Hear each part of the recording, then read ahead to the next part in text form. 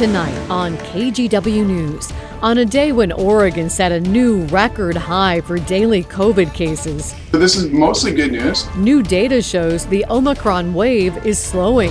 Plus, a staffing shortage shuts down some programs at Portland pools. It's really a struggle right now.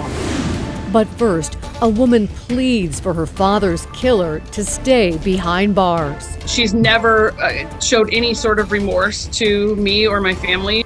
Your news starts now. Thank you for joining us on this Friday night. I'm Laurel Porter. We start with that request for clemency. It comes from a woman convicted in a 2005 murder in Yamhill County. She's asking Oregon's governor to let her out of prison early. Our Alma McCarty heard from her victim's family, who's urging the governor not to release her. Alma? Lindley Rayburn's application submitted to the governor's office highlights her remorse and her desire for a chance to do better with her life outside of prison.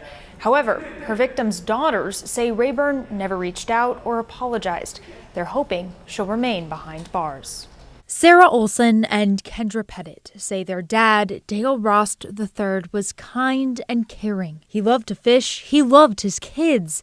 He loved people. He was the friendliest person. He would give you the shirt off his back. He would give you his last dollar. My dad was the very first person that I called to tell that I was pregnant, because I knew that he was going to be so excited to be a grandpa. That was 2 weeks before he was murdered. Robbed and killed in his own home in Sheridan on December 23rd, 2005. Olson explains she went to check on him when he didn't show up for a family Christmas gathering. I'm the one who went to my dad's house and found him the way that Lindley left him, naked, tied up, and shot in the head, lying in a pool of his own blood on his living room floor. Gerard Smith and Lindley Rayburn were arrested, charged, and pled guilty to the murder of Rost. They told investigators at the time they were using meth. Brad Berry, the Yamhill County District Attorney, prosecuted the case against them and had this to say about Rayburn's involvement.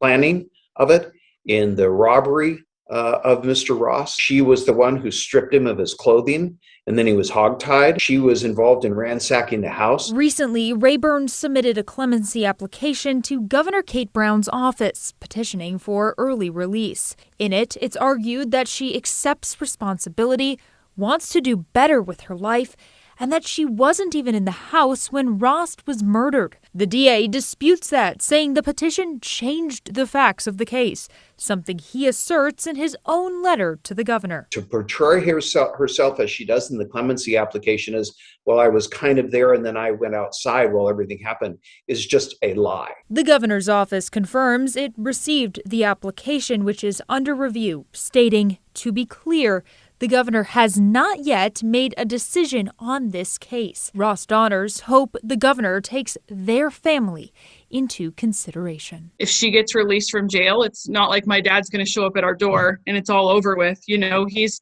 gone forever. He's not here to be a grandfather to our kids. You know, he wasn't here to walk me down the aisle. He's not here to call with exciting news. Like, we don't get any of those things back. To be clear, Rayburn's applied for a commutation, in other words, a reduced sentence, not a pardon. She's serving a sentence of 25 years to life. Thank you, Alma. At the same time tonight, Oregon's governor is now being sued by some victims and district attorneys for granting too many clemencies. You can read more about the arguments in that case now on KGW.com. The state today reported a new record high number of COVID cases for one day, nearly 11,000.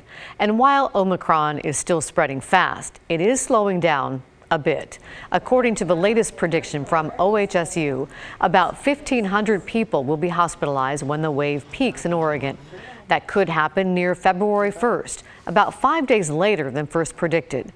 That information gives hospitals time to prepare.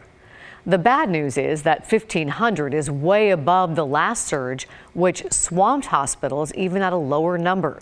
Still, the data is encouraging. We've had a good couple weeks here where it's actually not growing as fast as it might. And then the issue is, can we ride this out for a few more weeks and actually flatten that curve and therefore decrease the strain on the hospitals so everyone can get care.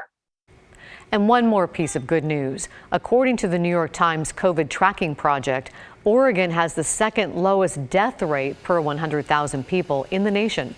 Only Virginia is lower. Now let's get you caught up on tonight's other headlines. People who live in Washington can now get free COVID test kits delivered to their homes. This is in addition to the free tests you can order from the federal government. The Washington State Department of Health launched its online portal today. Go to sayyescovidhometest.org to start. You can order up to 5 tests per address. At this point, Oregon is not planning to do a state ordering portal. Kids in more Portland schools are set to return to the classroom after a stretch of remote learning. Roosevelt, Franklin High Schools, Ockley Green Middle School, Fabian Elementary, and Alliance High School at Meek Campus all return Monday. Alliance High School at Kenton will go back to in-person learning on Tuesday. Now on the flip side, George, Harriet Tubman, and Kellogg Middle Schools are extending distance learning through February 1st. The Oregon Racing Commission has given the go-ahead for racing to take place this year at the state's only remaining horse track, Grants Pass Downs. But the owners of the track say there will be no season if they don't get the go-ahead to put gaming machines in a planned restaurant at the track. 6 Oregon tribes are trying to stop that, saying the machines are basically slot machines, which in Oregon are under control of Native American tribes. The Department of Justice is looking into the issue. Staffing shortages are an issue in so many industries right now, and that includes those that serve the community. Catherine Cook shows us how Portland Parks and Rec is being forced to suspend some programs. At the Matt Dishman Community Center in Northeast Portland, each stretch, splash, and flex drip with good feelings, something this place went without for 15 months. That's how long the pandemic shuttered the city's community centers.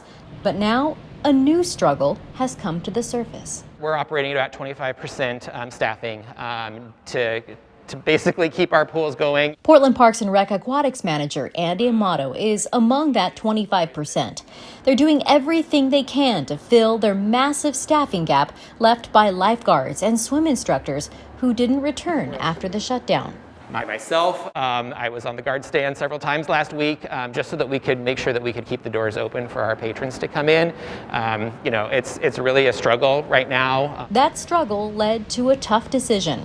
The city suspended its entire swim lesson program, a service that, while important, is simply not possible with so few employees. Having to suspend our swim lesson program was a really tough decision for us, as our ultimate goal is we want to make every child water safe in Portland. We want them to come in the door, learn those skills. To do that, they need teachers and lifeguards 16 and older to apply.